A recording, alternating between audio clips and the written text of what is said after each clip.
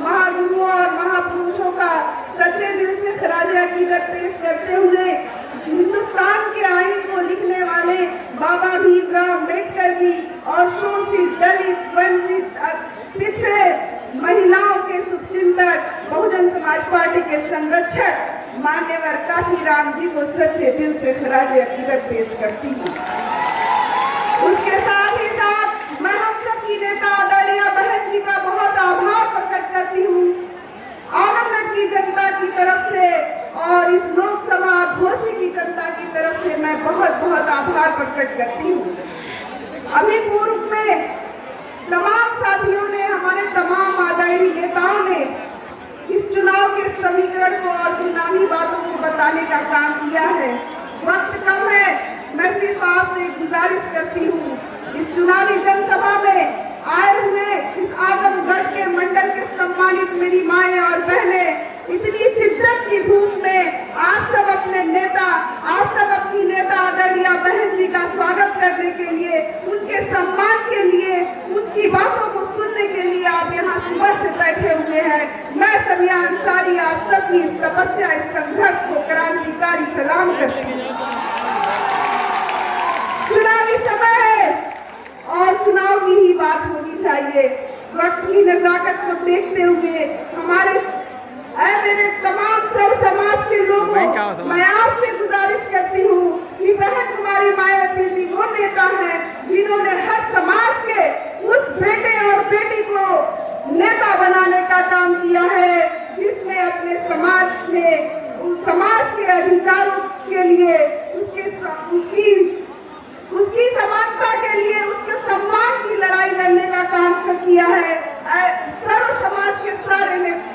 बहन बेटियों को, भाइयों को बहन जी ने नेता बनाने का काम किया है। मैं तमाम अपने मंचासीन जो हमारे नेतागण है वो सब मुझसे बड़े हैं, बहुत एक्सपीरियंस वाले हैं। मेरी वजह नहीं, मेरी हिम्मत नहीं, वो मेरे परिचय की मोहताज नहीं है। मैं उनका परिचय कराकर मैं ऐसी गुस्ताखी नहीं कर सकती हूँ, लेकिन मैं अपने सब समाज के भाइयों से कहना चाहती हूँ कि बहन जी ने सारे समाज के लोगों को जो नेता बनाने का काम किया है, उसी कड़ी में आप सबके लोकसभा के पीर प्रत्याशी, घोसी लोकसभा के पीर प्रत्याशी बालकृष्ण चौहान जी एक रूप में बैठे हैं, तो सलेमपुर के लोकसभा प्रत्याशी के रूप में भाई भीमराज जी बैठे हुए हैं। बलिया से आए हुए जो आपके बीच में अपनी बात को रखने का काम कर रहे थे भाई लल्लन यादव जी बैठे हुए हैं। हम सबके चहेते मऊ के जाने पहचाने लाल भाई अरशद जमाल साहब रूप में बैठे हुए हैं, तो कहीं राज्यसभा मेंबर बड़े भाई सालिम अंसारी साहब बैठे हुए हैं। अभी आप लोगों ने भाई अरशद जमाल साहब के दर्द को सुना था और मैं भी खुसूस अपने पुत्र भाइयों से ये गुजारिश करती हूँ, ये अपील करती हूँ, पीछे से बुलाइए भैया, जगह नहीं है भैया, पीछे से आइए, पीछे से जगह ये नहीं है। ये जो आपकी बेटी को इतना मान सम्मान मिला है, तो मैं आपको बता देना चाहती हूँ ये आपकी बेटी, यही की बेटी है, कलंदर खैराबाद की रहने वाली है। और इसी भीड़ में मेरे कई भाई खड़े होंगे, कई बच्चे खड़े होंगी, कई मेरी माएं और बहनें खड़ी हुई मिल जाएंगी इसी भीड़ में। तो मैं आपसे गुजारिश करती हूँ, आपने पिछला मेरा इतिहास देखा होगा और ये इस बात की गवाही है मुबारकपुर की सरजमीन की आपकी इस बहन ने कांग्रेस पार्टी का झंडा डंडा ढोकर 12 साल से कांग्रेस पार्टी की खिदमत की थी और सिर्फ एक विधानसभा के टिकट के लिए, सिर्फ एक विधानसभा के टिकट के लिए उसने 12 साल संघर्ष किया। कांग्रेस पार्टी के बैनर तले कांग्रेस पार्टी का झंडा डंडा दलियों की झुंड ढोने का काम किया था, लेकिन 17 में गठबंधन करके ये लोग मुझे मौका नहीं देते हैं। लेकिन जब 22 आता है तो उस वक्त जो कांग्रेस पार्टी की नीतियां थी, जो समीकरण था, उसमें महिलाओं की 40% का आरक्षण भी था। ऐसे में आपकी बहन या आपकी बेटी बिल्कुल फिट बैठती थी, लेकिन एक बुनकर समाज की बेटी, एक बुनकर समाज का बेटे की कहीं नुमाइंदगी न हो जाए, बुनकर समाज के लोग कहीं आगे न बढ़ जाए, इसलिए कांग्रेस पार्टी के लोगों ने अब आपकी इस बेटी को मौका नहीं देते हैं।